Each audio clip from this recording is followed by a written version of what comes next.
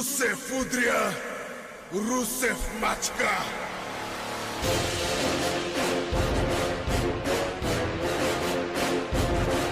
What's going on, everybody? King of Dragons 5000 here, coming at you with another figure review.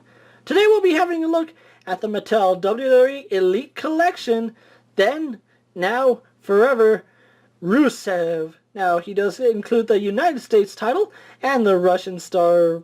I forgot the full name of it. I'm sorry, people. Does he still wear this? I don't see Raw. I just know that I haven't seen him wear that in a while, so I'm still wondering if he still wears this. But anyway, here we do have an image of Rusev on the side. That same image, he is part of the Then Now Forever line. Celebrate superstars from the past and present. Two superstars known for their raw power and proudly representing their countries of origin. Rusev from Bulgaria and the Iron Sheik Iran have faced opponents in the ring as well as the era of fans outside of it. Other figures of this line include The Rock, Bam Bam Bigelow, and Tyler Breeze. So really happy I have Rusev in hand. What I'm going to do now is take a little break, get him opened up, and then we'll go on to the rest of his review. So sit tight, everyone. And here we have Rusev posing out of the packaging. Before we get on to the figure, let's actually show off his accessories.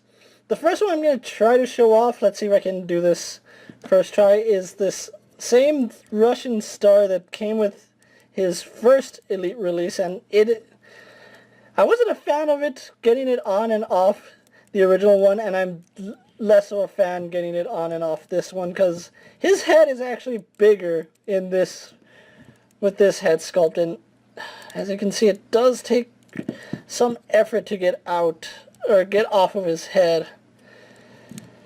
Like, it's still a really rubbery plastic, but I feel like putting too much tension on this will snap it. But anyway, he does come with the same, I forgot what they call it. Isn't it the Star of the Russian Federation or something like that? Nice detail. The star is sculpted and painted pretty nicely. And then he does have the Russian flag right there. No detail on the back, and it just popped out of my hands. But really nice accessory. Like I said, I don't think he comes with this to the ring anymore. I highly doubt it, but he does come with that. He also does come with this United States title. Now, I didn't notice it at first, but this is actually a new belt.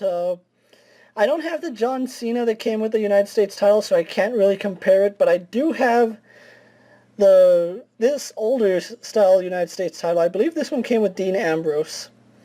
And as you can see, besides this one being vac metalized and this one is just painted gold, the emblem is actually different, and you can't feel it, so you're going to have to take my word on here, but this new logo is actually sculpted on the belt. Let's see if I can show that off really fast. I know it's really hard to see, but I think you can tell that that emblem is sculpted on. Well, let's see what other differences we can see. The United States is actually printed more cleaner. I still think the blue and reds are richer on this one, but that's just my opinion. And then also on the side plate, the new logo is sculpted on where this one is painted on. Same for this side. And then these plates are the exact same. There's no difference between these two. It's still the Statue of Liberty on both sides. So you do get that. Really nice accessory. I actually am glad I have an updated United States title to go into my collection, because I didn't know they updated the sculpt. But really nice that they did that. Moving that off to the side so we can go on to Rusev.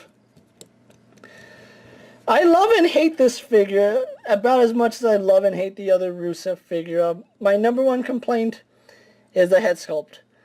Let's actually go on to his detail so you can see what I'm talking about. If you remember my original Rusev review, I wasn't a fan of the original Rusev's head sculpt, and let's actually bring him out really fast. And the train's going by. Sorry about that. I really wasn't a fan of this head sculpt. It didn't look much like Rusev. This one, I don't like the yelling face that they give him.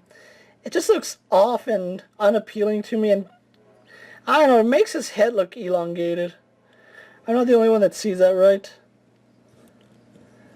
But his head is longer. Like, putting the forehead there, the head doesn't even match up.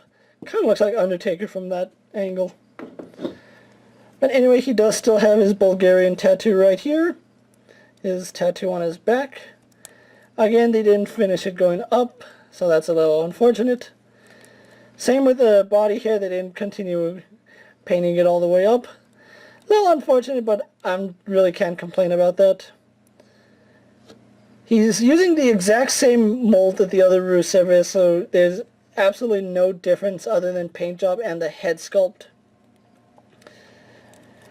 And I'll say this about the Then, Now, and Forever series. From what I can tell, just by the figures I had the honor of messing with, the shoulders seem really tight on all of them. Tyler Breeze, Bam Bam Bigelow, and The Rock all have tight shoulders, so I'm not sure if that's just my batch or if that's a common issue.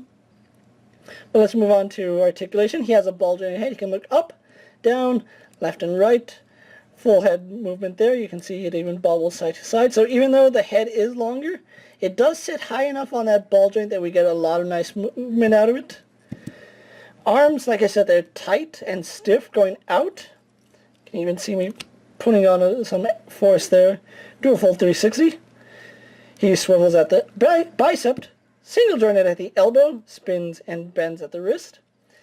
Ab crunch, which we saw earlier. Waist swivel.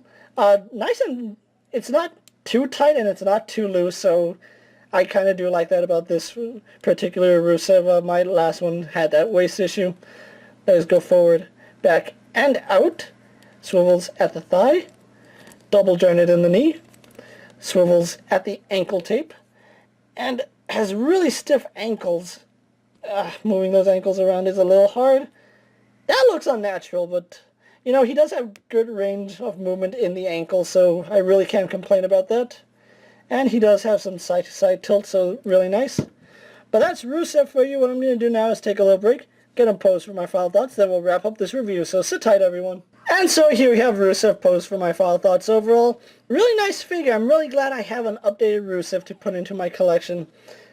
To date, I have yet to find a Rusev head that I like. All the Rusev heads, in my opinion, have been terrible, so as much as I hated that first head sculpt, I might actually just swap it with this one, because in all honesty, I don't like this head sculpt. I hate looking at it. That's just me personally.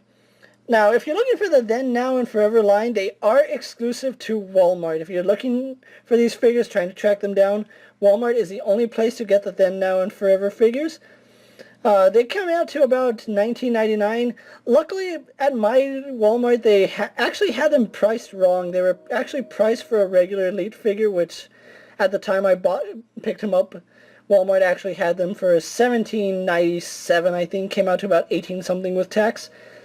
If you can find Rusev, I definitely recommend you pick him up. He's a nice addition to your collection. Really nice update. I know he's still outdated because Rusev is now wearing boots, but still a really nice figure. And until we get that boot Rusev, this is a good stand-in. And this is King of Dragons 5000 saying, don't forget to like this video, leave a comment, tell me what you think of this Rusev. Do you think he's better? Do you think he's worse than the other one?